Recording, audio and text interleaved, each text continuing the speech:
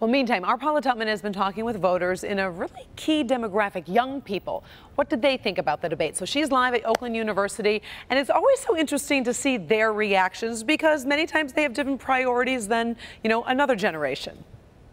Yeah, you know what?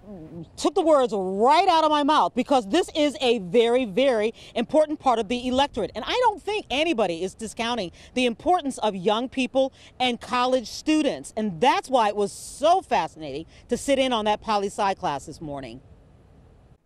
We're at Oakland University for Dr. David Dulio's election and voting behavior class. I thought that his best moments were when he tried to paint her as the Washington insider. To me, Hillary, whether she's, a Washington insider or not, she would do better in the world and dealing with other people, other cultures. These students didn't only watch the debate because it was an assignment. In fact, it seemed to be the least of it. They dissected that debate. Who said what and how. Did what happened last night change your mind? The people who tuned in already knew who they wanted to see, what they wanted to see from them. Postures, size, and facial expressions didn't resonate as votable issues. The whole narrative that she's had about he's not prepared, it definitely came out, because a lot of the stuff that we had was, you could just tell he wasn't ready for this. Right. What seemed to really matter most is how they interpreted what they heard through their own goggles and experiences.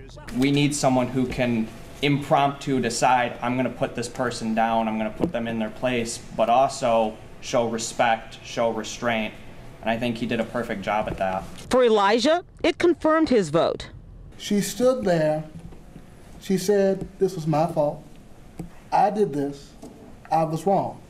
She went back and went back to policy. Then when Trump went back to attack her, she said, well, I prepared for this debate, and I'm prepared to be present. Same for Mary.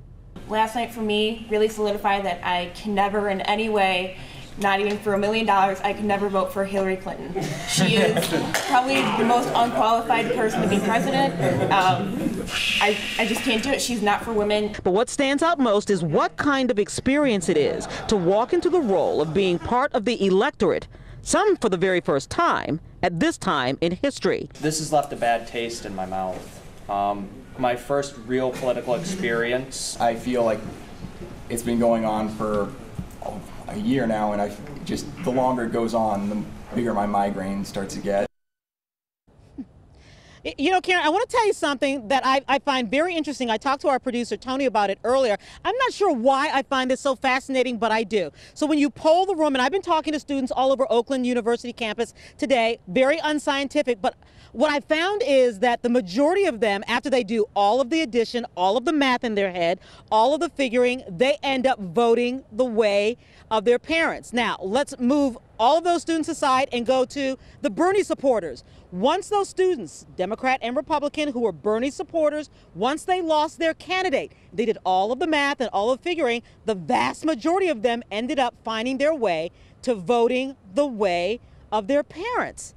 And I found that very, very fascinating, Karen. It's very interesting. Also be interesting to see how many undecided voters still remain, obviously. All right, Paula Tutman reporting live. We appreciate that report and the dissection of how the debate went.